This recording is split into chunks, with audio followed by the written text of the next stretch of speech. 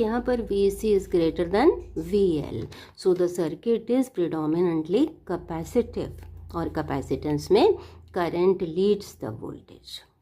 ऐसा भी हो सकता है कि VL is greater than VC, उस केस में क्या होगा?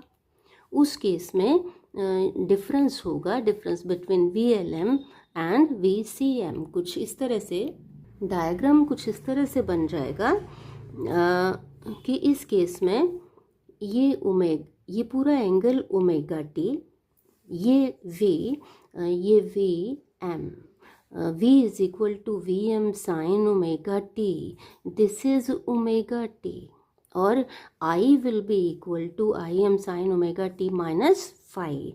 तो इस तरह से फाई इस केस में नेगेटिव आ जाएगा। ये angle phi between voltage and current. इस केस में क्योंकि VL is greater than VC, तो the circuit is predominantly inductance,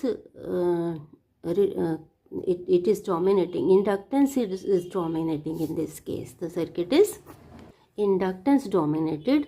तो inductance में क्या होता है कि current lags behind the voltage, तो यहाँ भी यही आ रहा है, phase difference phi and current is lagging the voltage by angle phi।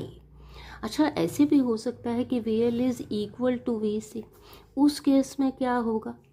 उस केस में इन दोनों का रिजल्टेंट ज़ीरो हो जाएगा और ये V जो है, V फेजर इसी डायरेक्शन में आ जाएगा, in the direction of current.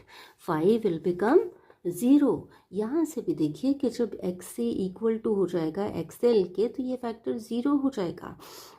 तो Z will be equal to R, Z will be minimum. और इसमें टेंजेंट फाई में देखिए कि जब ये फैक्टर ज़ीरो हो जाएगा तो tangent phi is equal to zero और phi is equal to zero. तो ये केस हम सेपरेटली डिस्कस करेंगे। तो बच्चों, I am sure you have followed. Thank you.